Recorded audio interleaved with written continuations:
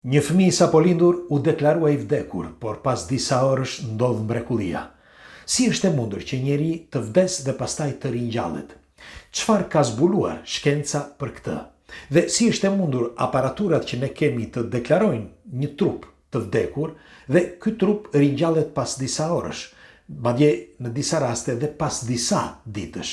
Pra çfarë ndodh dhe ne sa kemi mësuar nga këto të dhëna? Pra nga këto fakte të pakundërshtueshme. Ka ndodhur në Paraguay dhe sot do t'ju tregoj një histori vërtet të çuditshme. Si gjithmonë kush është rastësisht, nëse nuk e keni bërë ende, bëjini like faqes dhe videos që të shihemi sërish dhe faleminderit që jemi për bashkë. Para një vite pak, një çift sapo ishin martuar. Ishin një çift i ri, ajo 21 vjeçe, kurse ai 24 vjeç.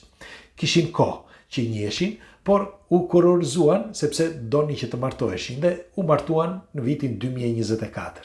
E kishin provuar dhe më përpara, rreth një vit përpara se të martoheshin, por nuk kishte mbetur ajo shtatzan dhe menduan që ndoshta nuk ishte momenti dhe do të ishin më të qetë. Dhe kështu, kur u martuan në vitin 2024, menduan që të provonin për një kohë të gjatë që të mund të bënin fëmijë. Erdhi momenti dhe pas disa muajsh, ajo, pra gruaja e re, i tregon burrit që ishte shtatzane. Shkuan në spital, çdo gjë në rregull, shkonte shpeshherë edhe tek pediatri dhe çdo gjë dukej normale. Me kalimin e kohës ndjente disa probleme, le të themi në stomak dhe në bark, me fjalë, në këtë lindje. Madje për një farë kohe pastaj nuk ndjente më gjë. Pra as dhimbje, as lëvizje, as gjë. Me fjalë as këto ndryshimet që ka në erë, në shije një grua kur është shtatzane. Sepse sikur ju zhdukën totalisht.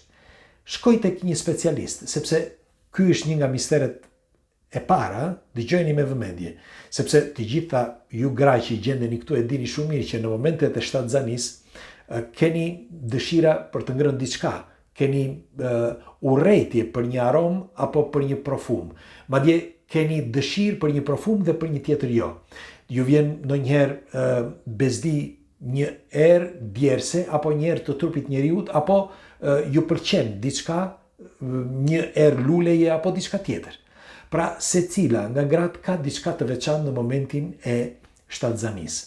Dhe edhe kjo vajzë kishte disa nga këto, le të themi, luhatje të vogla. Por nga momenti që nuk ndjente më gjë, dhe kjo ndodhi pas 25-26 javësh, ajo mendoi që kishte ndonjë problem. Në fakt, shkoi që të bënte edhe vizitë.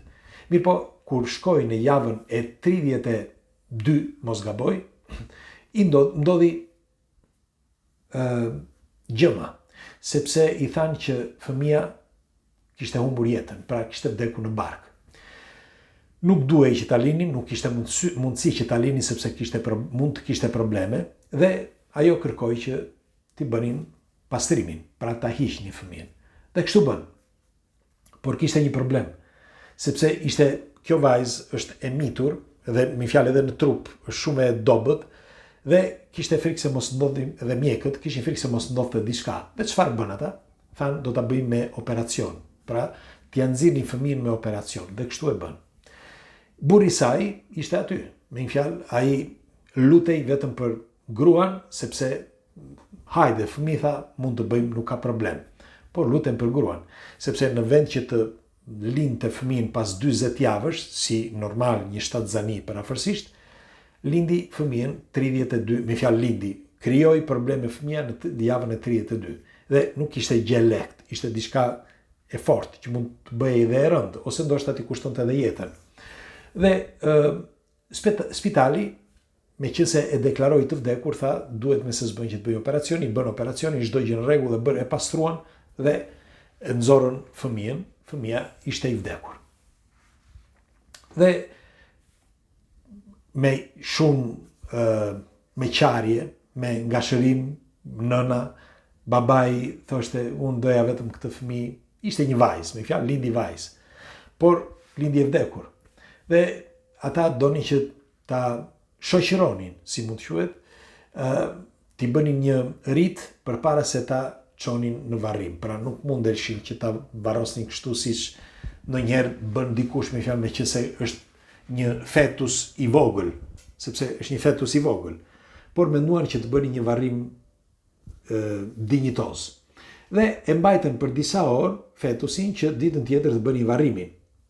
Ishte mbrëmje në atë kohë dhe ditën tjetër, pas disa orësh, kështu që bëra një llogaritje të orëve, siç thonë dhe ata, ishte prafërsisht rreth 16 orë.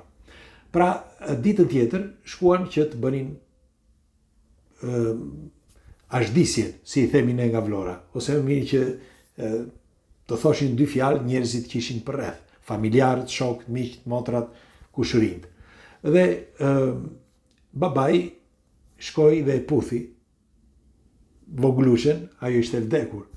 Po në moment që ishin priste njerëzit, sepse erdhi një moment si thot babai, sepse deklarata është e babait, në Paraguay ka ndodhur, ai përshëndeste njerëzit që vinin dhe që i thoshin me fjalë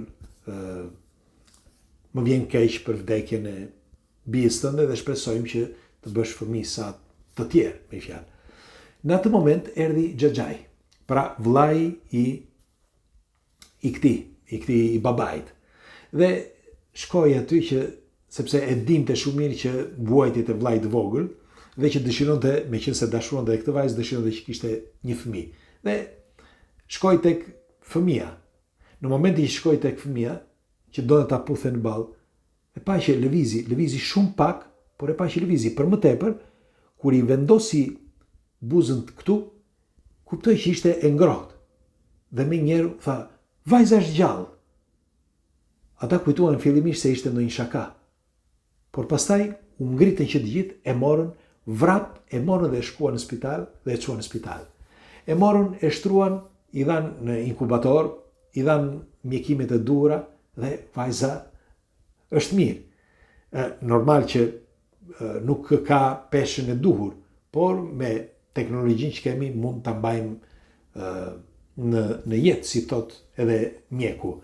Doktori ky Federico Scodel është shprehuar që kjo është një mrekulli dhe thot ky stimulim është për faktor, një stimulim i faktorëve të jashtëm, sepse ne si spital e kemi parë, e vërtetuam që nuk ishte asnjë shenjë jete. Me aparaturat që kemi ne, nuk ka mundësi që të mund të gabosh, thot ky. Dhe për mendimin tim thot, ky është vërtet një rast unik, pra një mrekulli, që të nxjerrësh nga barku i nënës një fëmijë që ka vdekur dhe pastaj nuk ishte ndodhur kurrë, paktën këto vitet e fundit, ndoshta në disa vende që nuk janë të regjistruara, po ky është një fakt i regjistruar. Pra i dokumentuar. Pra nuk ka ndodhur asnjëherë, siç thot ky doktor Federico, dhe është hera e parë thot që ndodh një fakt i tillë, sepse doli nga barku, nuk është se ishte aty, lindi, vdiq aty jashtë e pastaj për faktorë të ndryshëm, por ishte brenda barkut. Dhe kjo thot ai është pothuajse e pamundur. Për mendimin tim, thot ky doktori, unë duhet të shpreh, thot. Më vjen, nuk dua t'ia di, thot, nëse do të më kritikojnë, por kjo thot është një mrekulli dhe është stimuluar thot nga faktorë të jashtëm. E kuptoni se çfarë do të thotë. Diçka, një mrekulli e mbinatyrshme. Dhe doja t'ja u tregoja sepse pothuajse për ditë ndodhin fakte të çuditshme, por një fakt si ky, kaq misterioz, nuk e kisha dëgjuar ndonjëherë. Ju a keni dëgjuar fakte të tilla? Dhe nëse po, çfarë, sa i ngjason kësaj historie? Dhe si është e mundur që të ringjallet njeriu? Shpesh thuhet efekti Lazarus, por ne nuk po flasim për ata që kanë lindur, janë në jetë dhe vazhdojnë. Ky ishte brenda barkut nënës së vdekur. Dhe kur doli jashtë, pas disa orëve, u ngjall dhe momenti kur u ngjall, ata e pakzuan. Pra nga momenti që i vendosën atë ujin e bekuar, kishte ardhur prifti, e keni parasysh kur vin prifti që e bekon për ta çuar në botën tjetër, pra që ta marrin këta, ata e pakzuan sidoqoftë, ndonse nuk ishte e gjallë, e pakzuan në momentin pra që do ta çonin tek varrimi.